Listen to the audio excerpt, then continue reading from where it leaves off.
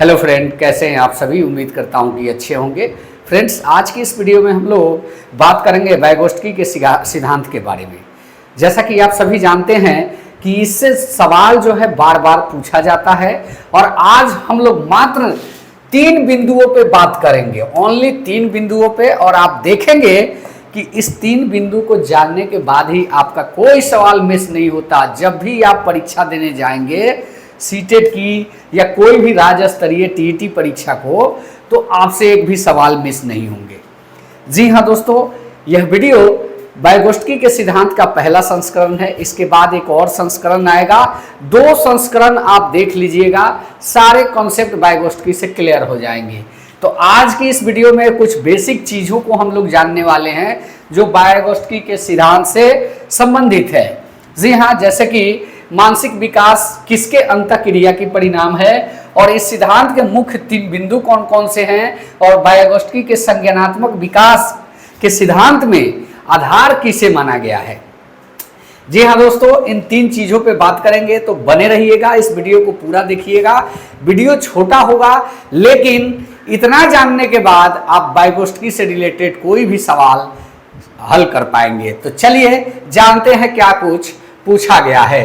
पहला तो है कि मानसिक विकास के सिद्धांत किसके अंतःक्रिया का परिणाम है। ये देखिए, बच्चा जैसा कि आप सभी जानते हैं 3 चीजों पे वाइगोत्स्की के सिद्धांत के अनुसार सक्रिय ज्ञान का निर्माता होता है और वह किसके साथ अंतःक्रिया करता है। तो पहला आपका होगा सामाजिक, पहला सामाजिक और उसके बाद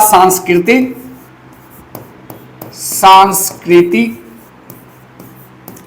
और उसके बाद आपका तीसरा हो जाता है भाषा।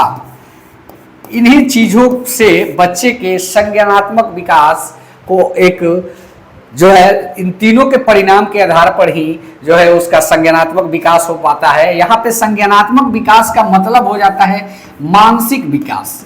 मानसिक विकास से तात्पर्य है संज्ञानात्मक विकास। तो कहीं ना कहीं इन 3 चीजों के साथ अंतःक्रिया का परिणाम होता है, जिसके साथ बच्चा जो है सक्रिय निर्माता होता है। किसका? ज्ञान का।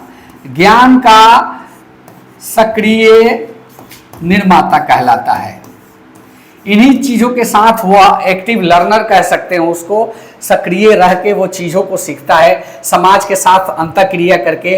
अब समाज का मतलब हो गया उसका समाज, परिवार और आसपास की जो वातावरण है उसके हिसाब से वो चीजों को सीखता है। और सीखने की प्रथम इकाई जो है उसका समाज, उसका परिवार ही होता है।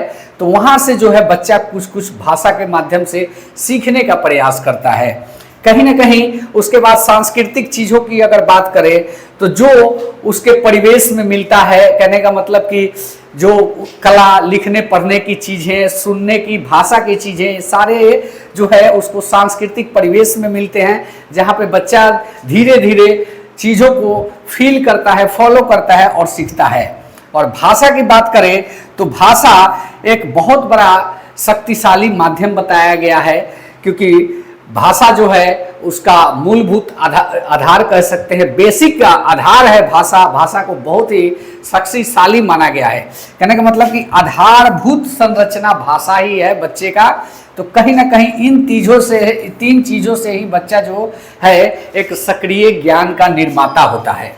अब वहीं अगर हम बात करें इस सिद्धांत के मुख्य बिंदु कौन कौन से हैं, तो इस सिद्धांत में 3 चीजों को महत्वपूर्ण माना गया है। पहला माना गया है एमकेओ, दूसरा माना गया है इसका ZPD और तीसरा माना गया है स्कैफोल्डिंग। जी हाँ दोस्तों, स्कैफोल्डिंग तीसरा माना गया है। एमकेओ क्या होता है? एमकेओ होता है वो चीज जो बच्चे से ज्यादा जानता हो, बच्चे से जो ज्यादा जानता हो, यानी कि मोर नॉलेजेबल अदर, यानी कि अधिक जानकार अन्य। ये वैसे पर्सन होते हैं जो मतलब वैसे व्यक्ति होते हैं जो बच्चे से ज़्यादा जानते हैं और बच्चे को संज्ञानात्मक विकास में मदद करते हैं। ZPD क्या है? ZPD है जो जोन ऑफ प्रॉक्सिमल डेवलपमेंट, यानी कि समीपस्थ विकास का क्षेत्र, निकटतम विकास का क्षेत्र भी कह सकते हैं। तो ये ऐसे होते हैं, जैसे मान के चलिए कि बच्चे के पास एक वास्तविक नॉलेज होती है जो चीज़ों को जानता है। एक होता है वास्तविक नॉलेज और एक होता है आपका जो संभावित नॉलेज, संभावित जो चीज़ों को वो नहीं जानता। तो जहां तक वो जानता है, मान लीजिए कोई शब्द लिखना है कलम, अब कलम कैसे लिखना है उसको अंक के बारे में पता है, लेकिन शब्दों को मिलाने के बाद कलम कैसे लिखना है ये चीज को नहीं मालूम है। वो जानता है कि ये क है, ये ल है, ये म है, लेकिन ये नहीं जानता कि तीनों को मिला देंगे तो कलम हो जाएगा। तो यहां तक तो जानता है क ल म, लेकिन कलम लिखेंगे कैसे इस चीज को नहीं जानता है। तो यहाँ पे जो है जहां तक जानता है उसके बाद की चीजों को जो बताता है वही बीच की दूरी जो होती है वही होता है आपका जोन ऑफ प्रॉक्सिमल डेवलपमेंट।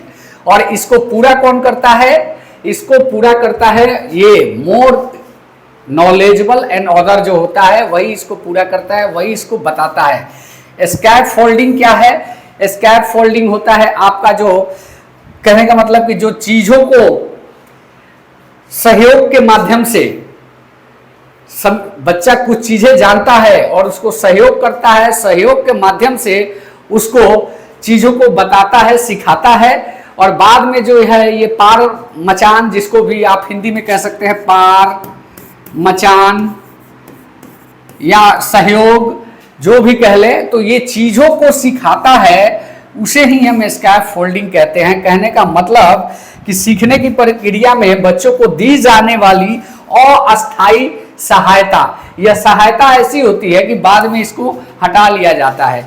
गणित के प्रश्नों को ही देख ले तो बच्चे को जोड़ना सिखाया जाता है, बाद में ये चीज हटा ली जाती है। सिर्फ एक सवाल पूछा जाता है कि 5 है, मान लीजिए यहाँ 5 दिया गया है और यहाँ 3 और यहाँ डैश है, तो क्या जोड़ेंगे कि 5 आएगा। तो बच्चा को पता जब हो जाता है, सीखने की प्रक्रिया जो कराती है वह सहयोग जो देता है वही पार पाना और मचान होता है, क्योंकि 5 के बारे में उसने ऑलरेडी बता रखा है, तो कहीं ना कहीं बच्चा यहाँ पे यह चीज कर लेगा। इसलिए बाद में चीजों को इस तरह बदला जाता है, हटा लिया जाता है। पहले सीखने के लिए उसका सहयोग किया जाता है और बाद में उस चीज को हटा लिया जाता है, उसे ही हम स्कैप फोल्डिंग कहते हैं।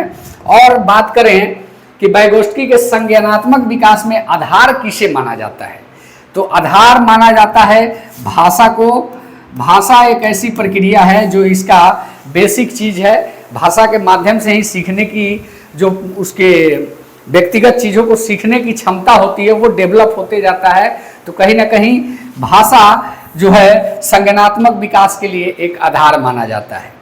जी हाँ दोस्तों, इस वीडियो में इतना ही, और आगे की वीडियो के लिए बने रहें, क्योंकि इतना ही जानने के बाद आप एक भी सवाल मिस नहीं कर पाएंगे। उम्मीद है कि यह वीडियो अच्छा लगा होगा, और मिलते हैं इसके MCQ के साथ। आप सारे प्रश्न को इजीली कर लेंगे।